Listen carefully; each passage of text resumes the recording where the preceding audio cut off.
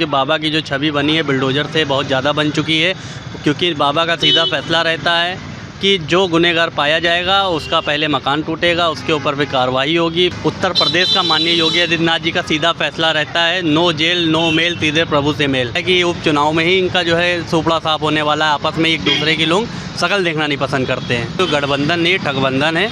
ये जनता को ठगने का काम करने के लिए इन लोग प्लानिंग थी, जो इन लोग की प्लानिंग सक्सेस नहीं हुई है। छवि मिलनी चाहिए वो उनको नहीं मिली है, और इसके लिए जनता भी देख चुकी है कि जो लोग अपने नहीं, किसी के अपने लोगों के लिए नहीं हुए, वो जनता के क्या होंगे। क्या नाम है आपका? जी, मेरा नाम गोलू कश्यप है। क्या कहेंगे ये जो क्या नाम है हरियाणा और महाराष्ट्र में जो कहते हैं समाजवादी पार्टी और कांग्रेस जो खटपट हो रही है इसको लेकर? जी देखिए, पहली चीज़ तो मैं आपको बता दूं, ये गठबंधनों की जो सरकार है ये गठबंधन नहीं है। पहले मैं आपके चैनल के माध्यम से बता दूं, गठबंधन नहीं, ठगबंधन है। ये जनता को ठगने का काम करने के लिए इन लोग प्लानिंग थी, जो इन लोग की प्लानिंग सक्सेस नहीं हुई है। और माननीय प्रधानमंत्री नरेंद्र मोदी जी को हराने का दावा करते थे ये लोग। ये अभी भी जान नहीं पा रहे हैं कि सब इकट्ठा हो के एक अकेले नरेंद्र मोदी जी को हरा नहीं पा रहे हो। और सीटों को लेके अभी इन लोग में खटपट चल रही है, माननीय अखिलेश यादव जी में, माननीय राहुल गांधी जी ने में। जो लोग दावा करते थे गठबंधनों का कि हमारी गठबंधन बहुत लंबे समय तक चलेगा, कहीं पे कोई दरार नहीं आने देंगे, वो चीज़ अखिलेश यादव जी भी कहते थे, माननीय राहुल गांधी जी भी ये चीज़ बोलते थे। लेकिन आज वो चीज़ जनता को देखने को मिल रही है, सीटों को लेके आपस में ही खटपट चल रही है। हमें नहीं लगता इन लोग का गठबंधन आगे तक जा पाएगा। 27 का दावा करते हैं, अभी हमें लगता है कि उपचुनाव में ही इनका जो है सुपड़ा साफ होने वाला है। आपस में एक दूसरे के लोग शकल देखना नहीं पसंद करते हैं। अच्छा, बीजेपी ऐसा कहते थे कि बीजेपी पार्टी कहते हैं बहुत पुरानी है, पर कहते हैं बीजेपी के जो कहते हैं गठबंधन चल रहे थे वो अभी भी लगातार मजबूती से चल रहे हैं। पर उसके सामने जो इंडिया गठबंधन जो अपने आप को बहुत बड़ा गठबंधन कहता था, पर उसके जो गठबंधन साथी हैं वो लगातार ऐसा कहा जा रहा है कि कांग्रेस और समाजवादी पार्टी में हो सकता है कि टूट हो जाए। देखिए, बीजेपी का जो गठबंधन की सरकार है वो गठबंधन उनका पुराना चला आ रहा है, कोई उसमें दरार नहीं आई है, और उनका अभी भी गठबंधन है और आगे भी रहेगा। क्योंकि माननीय प्रधानमंत्री नरेंद्र मोदी जी के नेतृत्व में जो काम उन्होंने कर दिए 10 सालों में, वो गठबंधन भी देख रहा है कि हाँ, हमने इतने साल में सत्ता में अगर हम बैठे थे तो वो सरकार जनता ने क्या कि जनता के लिए क्या किया इनकी सरकारों में, और इस सरकार क्या कर रही है। तो सपोर्ट सब लोग करना चाह रहे हैं, जो देश हित में जो काम करना चाहते हैं, देश हित में जो का बात करते हैं, जनता के हित में जो काम करते हैं, वो यही चाहते हैं कि जो ईमानदार नेता रहेगा, जो ईमानदार रहेगा, उसके साथ हम लोग भी रहेंगे। तो वही गठबंधन इनका सक्सेस हुआ है, वो मजबूती के साथ आगे बढ़ने का काम किया जा रहा है। और यही आप 5 साल में देखिएगा, माननीय प्रधानमंत्री नरेंद्र मोदी जी के नेतृत्व में बहुत बड़े बड़े काम बाकी हैं, और वो 5 साल में वो भी पूरे होने वाले हैं। अच्छा, यूपी की जो 10 सीटें का जो उपचुनाव होना है उसमें ऐसा कहा जा रहा है कि समाजवादी पार्टी और कहते हैं कांग्रेस में भी लगभग खटपट नज़र आ रही है, क्योंकि 6 सीटों में जो कहते हैं जो प्रभारी हैं वो समाजवादी पार्टी ने उतार दी हैं, और 10 की 10 सीटों पे कहते हैं कांग्रेस ने उतार दी हैं। तो इसको लेकर क्या लगता है, कौन सी सीटें कौन जीत पाएगा?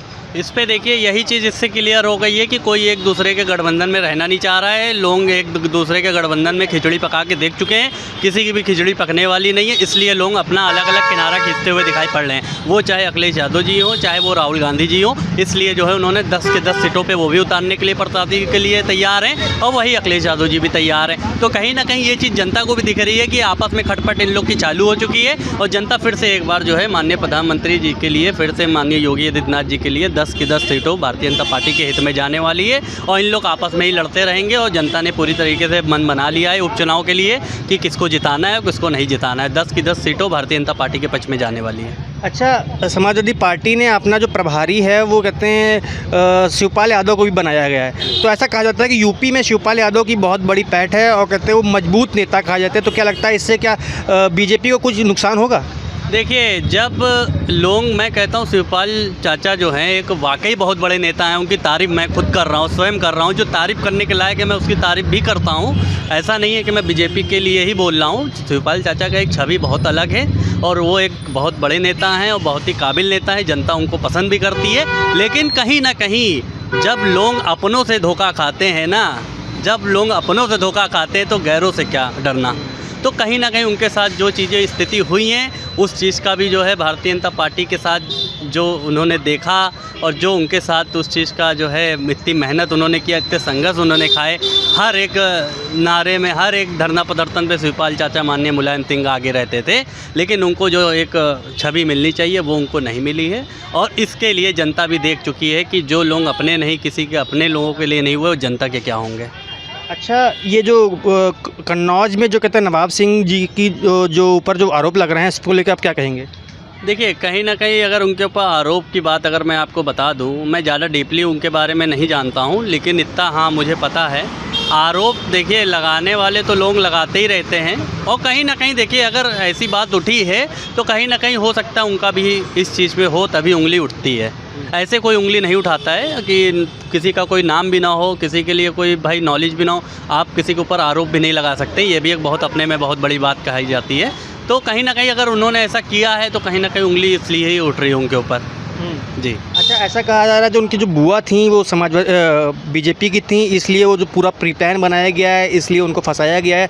वो जो लड़की का जो बयान आया है वो पूरा प्री प्लान है, ऐसा कहते हैं समाजवादी पार्टी कहना है। देखिए, समाजवादी पार्टी का जो भी कहना हो, वो एक अपने में स्वयं उनका स्टेटमेंट है, लेकिन जनता को जो दिख रहा है, जो विपक्ष में जो बैठे हैं उनका कहना है, वो तो बचावा पूरी तरीके से खींचने में पड़े हुए हैं। लेकिन जो जनता को दिख गई है पिक्चर, और वही चीज़ मैं तो कहता हूँ उसके खिलाफ़ कड़ी से कड़ी कार्रवाई होनी चाहिए। कार्रवाई होने के बाद जो स्वयं उसका गुनहगार पाया जाए, उसके ऊपर जो है कड़ी से कड़ी कार्रवाई करके उसकी जो सज़ा बनती है वो सज़ा दी जाए। अच्छा, क्या लगता है कि नवाब सिंह के ऊपर पॉक्सो एक्ट लगना चाहिए? अब देखिए, अब उसके लिए कानून बना है, अब उसके लिए जो है कार्रवाई। बुलडोजर व्यवस्था उनके ऊपर लागू होनी चाहिए। देखिए, अगर गलती है तो बिल्कुल होनी चाहिए। जो बाबा का नियम चला आया है वो नियम को रोकना नहीं चाहिए, क्योंकि बाबा की जो छवि बनी है बुलडोजर से बहुत ज़्यादा बन चुकी है। क्योंकि बाबा का सीधा फैसला रहता है कि जो गुनहगार पाया जाएगा उसका पहले मकान टूटेगा, उसके ऊपर भी कार्रवाई होगी। फिर अगर वो उसके लिए जो है कानून व्यवस्था बहुत शासन बहुत मजबूत है। उत्तर प्रदेश का माननीय योगी आदित्यनाथ जी का सीधा फैसला रहता है, नो जेल नो मेल, सीधे प्रभु से मेल। तो ये शासन उत्तर प्रदेश में जनता को बहुत पसंद है और ऐसे ही कानून होना भी चाहिए। और योगी आदित्यनाथ जी का तो सीधे एक अलग ही सिस्टम रहता है, उसको योगी आदित्यनाथ जी बहुत अच्छी तरीके से शासन भी चला रहे हैं उत्तर प्रदेश का।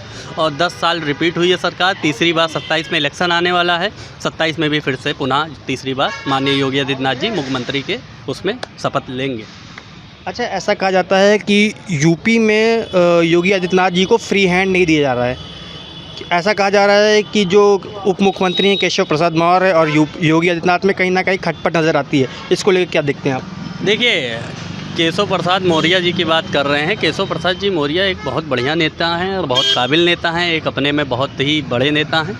और माननीय योगी आदित्यनाथ जी भी एक अपने में बहुत ही छवि उनकी है। तो कहीं ना कहीं देखिए, घर में 2 भाई होते हैं, 2 भाइयों में खटपट हो जाती है तो इसका मतलब ये नहीं कहा जाता है कि आप जो है आपस में खटपट हो रही है। वो एक प्यार मोहब्बत वाली चीज़ें हैं, वो आपस में समझौता हो गया है और हो भी गया, उसके लिए बैठक भी हुई थी, सब कुछ हो गया है।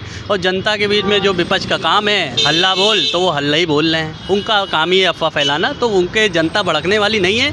जनता भी देख चुकी है कि यहाँ पे हमने सबको बैठाल के देख लिया है कौन किसके सरकार में कानून व्यवस्था अच्छी थी और किसके सरकार में लोगों को जो है बढ़िया सुविधा मिलती थी, वो जनता बहुत अच्छी तरीके से जानती थी। योगी जी के मतलब आप ये कहेंगे योगी जी की सरकार में कानून व्यवस्था बहुत ही चाक चौबंद है? योगी जी के सरकार में कानून व्यवस्था, एक चौराहे पे आप दुर्घटना कोई भी जो है आरोप करेंगे, दूसरे चौराहे पे यमराज पुलिस वर्दी के रूप में आपको वहाँ हाजिर मिलेंगे। फिलहाल और लोगों जानते रहेंगे।